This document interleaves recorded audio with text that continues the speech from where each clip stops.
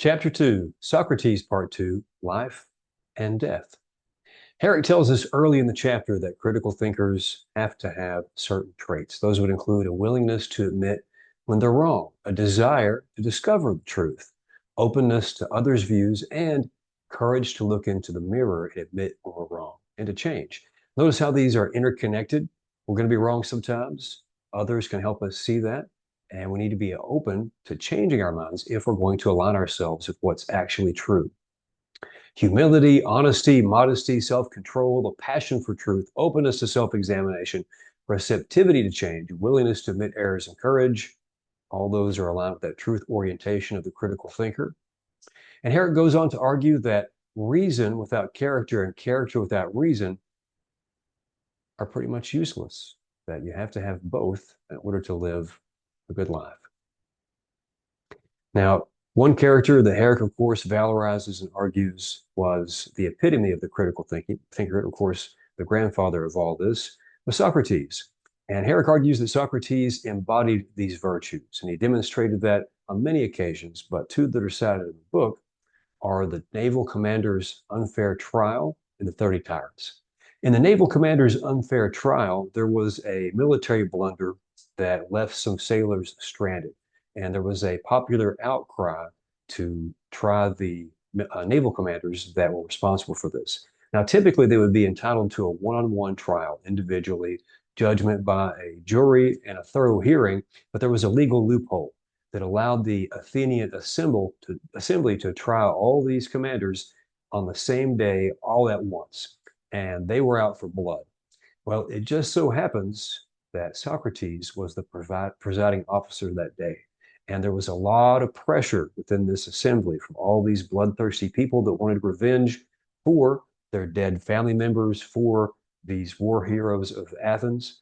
But Socrates realized that this wasn't the right thing to do, even if it was going to be popular. He realized that each of these people deserved their own individual trial, their own individual hearing from a jury. And he said, no, I'm not going to do this. We're not going to let it go forward. Just so happens I'm the presiding official today, and I guess it's good luck for them and bad luck for all of you, which probably made him some enemies that very day. Another example was the 30 tyrants. This was a group of pro-Spartan Athenians that were put in charge after Sparta defeated Athens. You might think of the Nazis in charge of France back during the Second World War. And this oligarchy revoked citizens' rights to vote, or a lot of them anyway, their right to a fair trial, the right to keep and bear arms.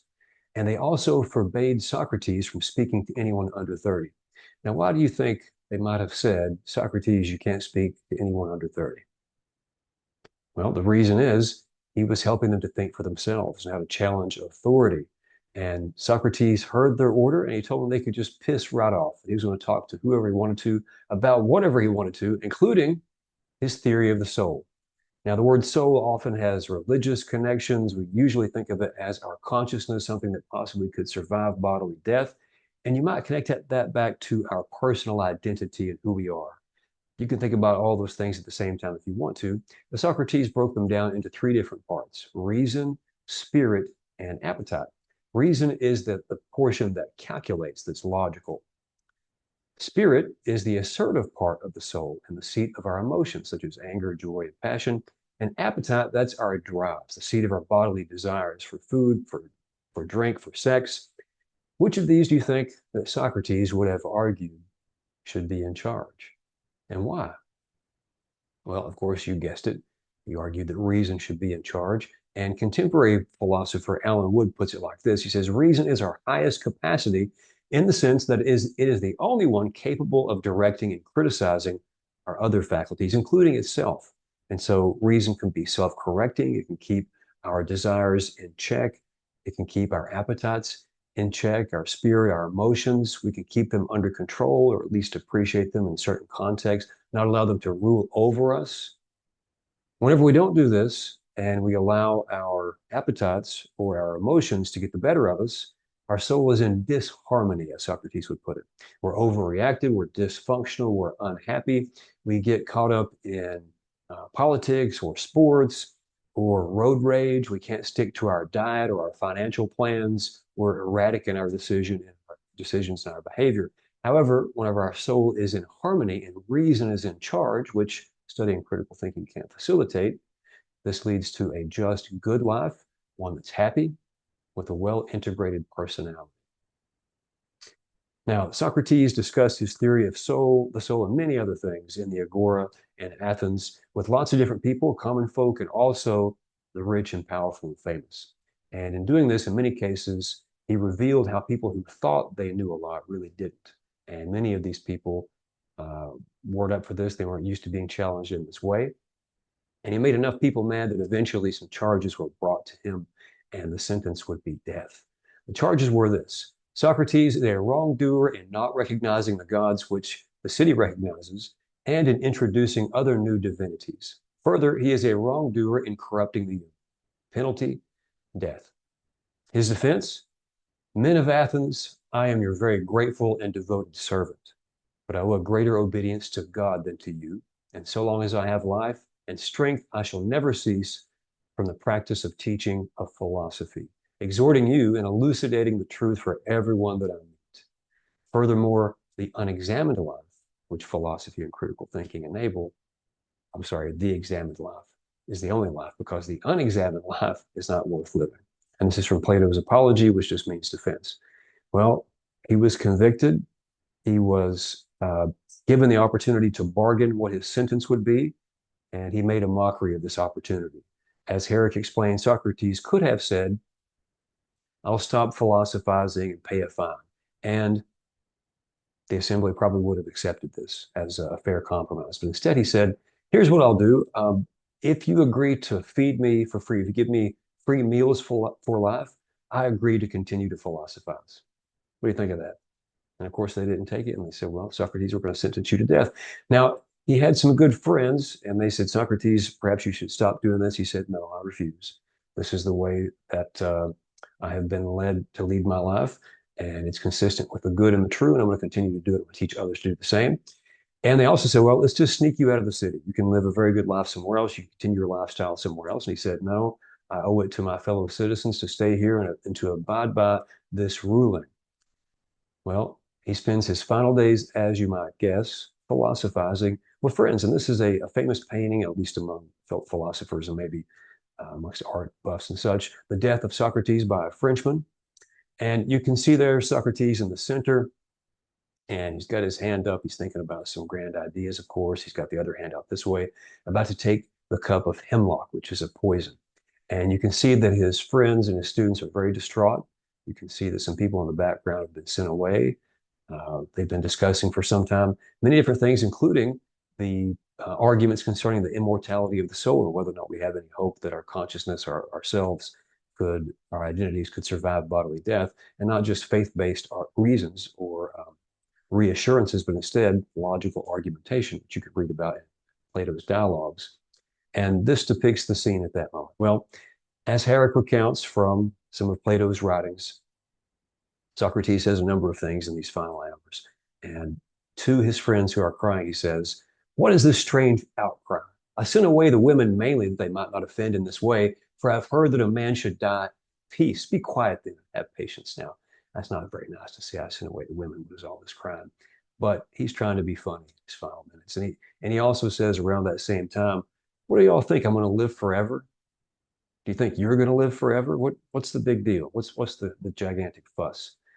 Well, he's given the hemlock, and he drinks the hemlock poison voluntarily, because that's what the sentence that his city gave him. And he walks around as he's been told, and he sits down and touches his foot. He says, yes, my foot is starting to go numb.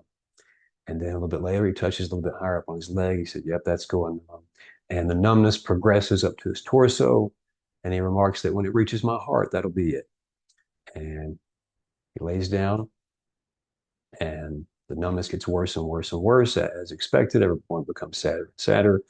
And the last thing that Socrates says is this: Crito, I owe a rooster to Asclepius. Will you remember to pay the debt? The debt shall be paid, said Crito. Is there anything else? And that was it. He has a blanket over his face. They uncover the blanket a few minutes later. They see that his eyes are set. They close his eyes, his mouth. And that's it. And here's what Plato says at the very end.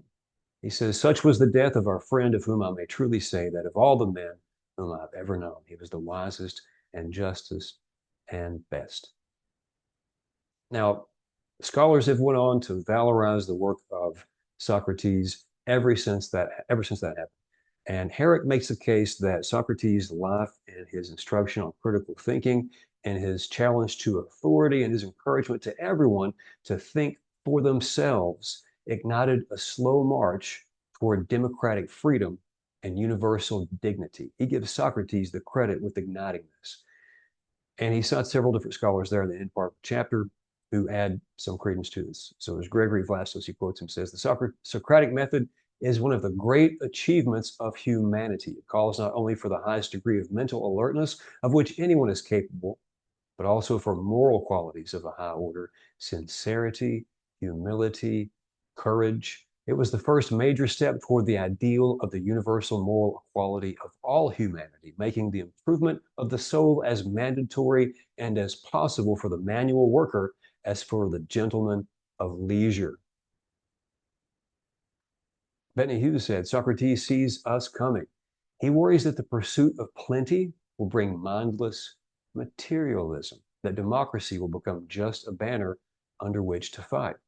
What's the point," he says, "of warships, city walls, and glittering statues if we are not happy, if we have lost sight of what is good?" His is a question that is more pertinent now than ever. He asks, what is the right way to live? Ronald Gross says one of Socrates' most revolutionary contributions to the history of ideas is his adamant claim that each individual has moral authority over his or her soul, that we're all fully capable of living an examined life, the intellectual and moral foundation of our modern idea of freedom.